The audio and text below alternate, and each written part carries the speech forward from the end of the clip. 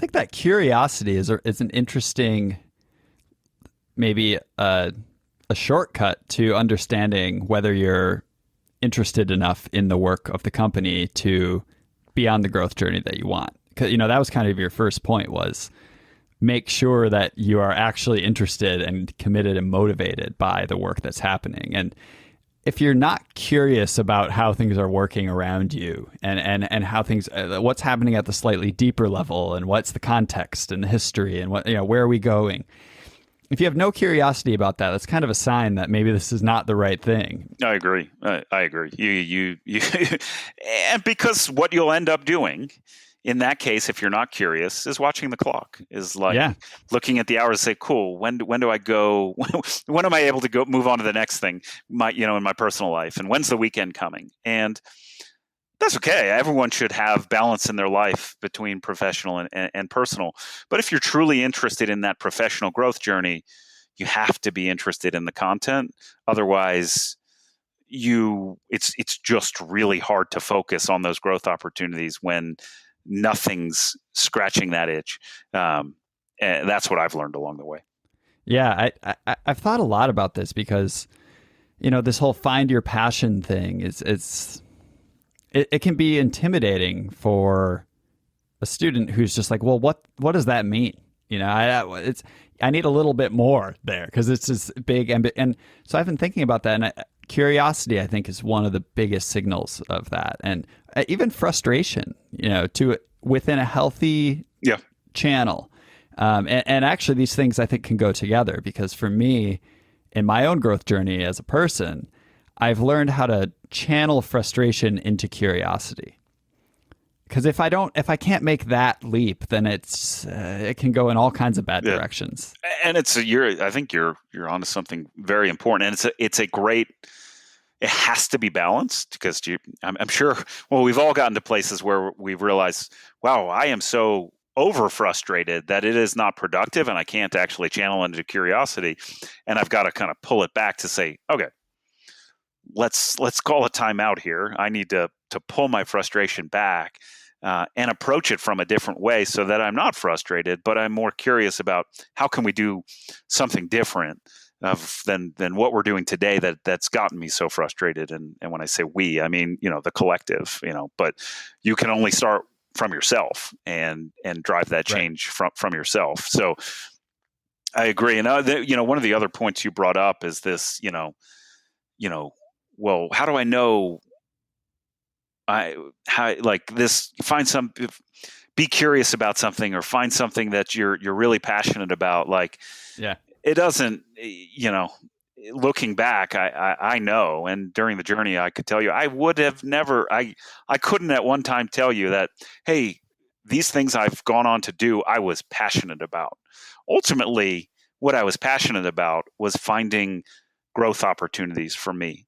And if I had interest and if I had curiosity, to your point, in whatever the subject matter it was, and I had growth opportunities, I was able to give everything that I needed to get better every single day, to learn something more every single day.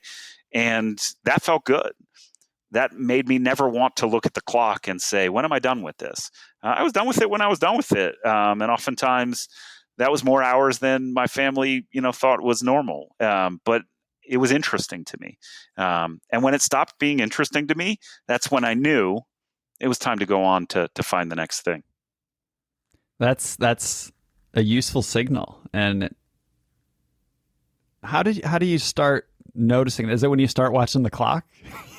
You sort of when you start watching the clock, or you start getting overly frustrated by you can't control that frustration. Oh, right.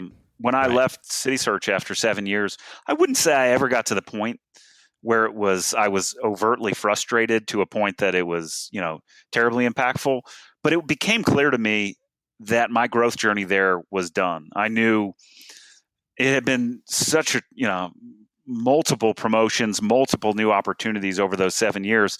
But it became clear to me, just based on the arc of the company and how culture was shifting, that there wasn't that next spot for me. And the first time I felt that, I said, well, that is a different feeling than anything I felt over these 7 years. It's time for me to go do something else. And it was actually, there was not a lot of churn in my head over it. I was able to see it clearly, and I said, okay, I haven't felt that before, so I think that's my signal.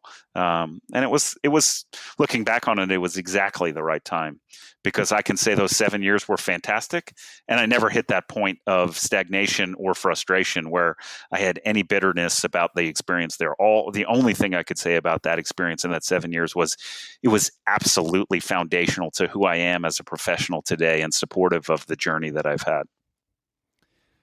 So I want to get back to the next part of the story, because this is where essentially you and Eric team up, which has turned out to be a pretty good partnership, you could say.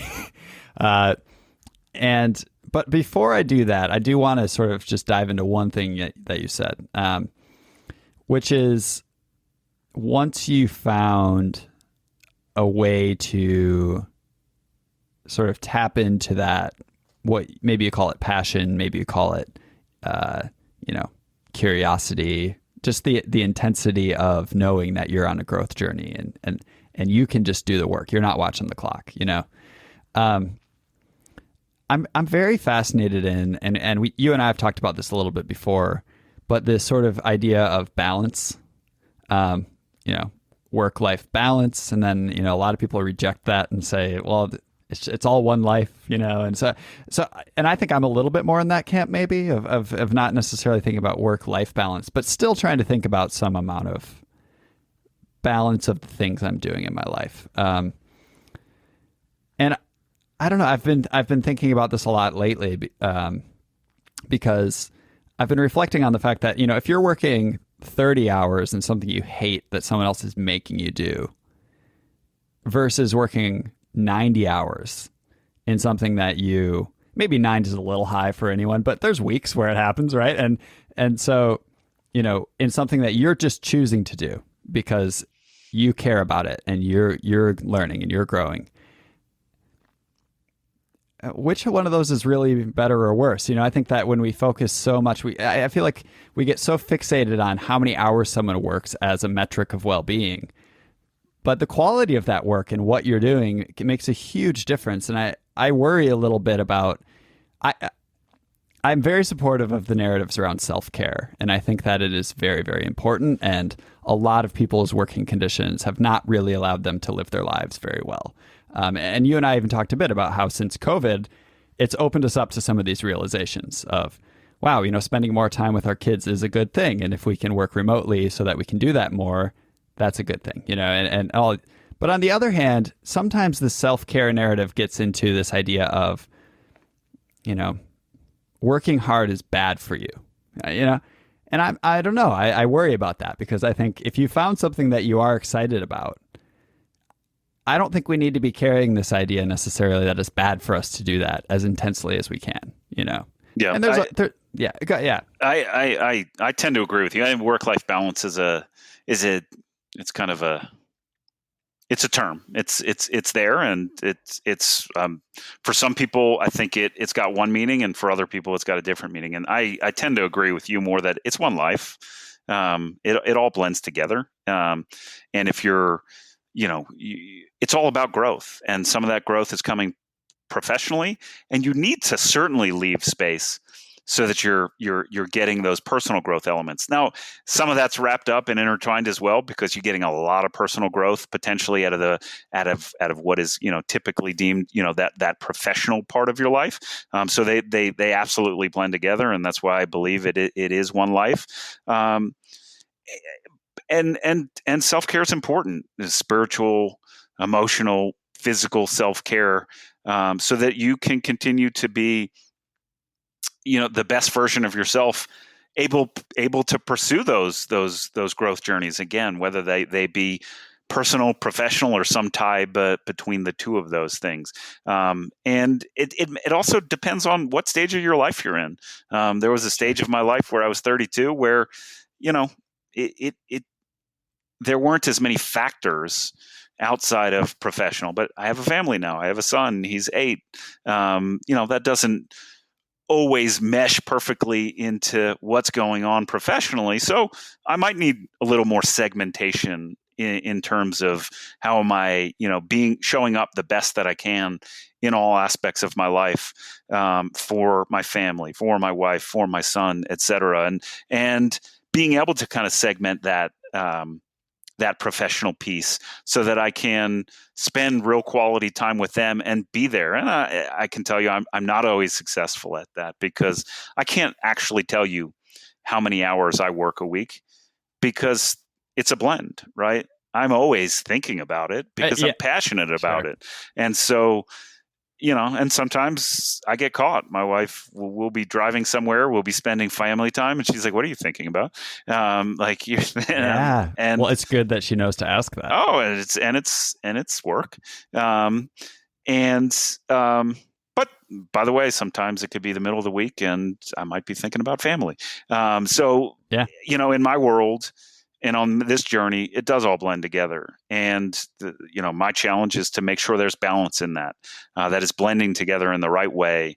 I'm caring for myself and my family in the right way, but I'm also able to continue to find the things from a growth journey standpoint that I'm passionate about, related to whether it's currently EverCommerce, or if I want to teach myself how to play the guitar, that I'm giving myself the space to continue to get better every single day, and giving myself the space to get to that next level in my growth journey, whatever components consist there. So it's, I think you're right. It's not a clean subject. It means different things to different people, and everybody's got their own journey. So I can tell you,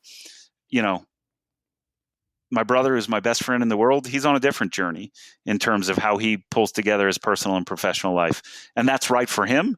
And what's right for me is a different management of that journey. And so I think that's okay, because everyone's wired differently, and everyone's going to be on a little bit different of a journey. And there shouldn't be one thought process of exactly how it's managed, because that's not real. That's not real world. This clip came from a longer episode of the Why Not Me podcast. Find it on Spotify, YouTube, Apple Music, or wherever you listen to your podcasts.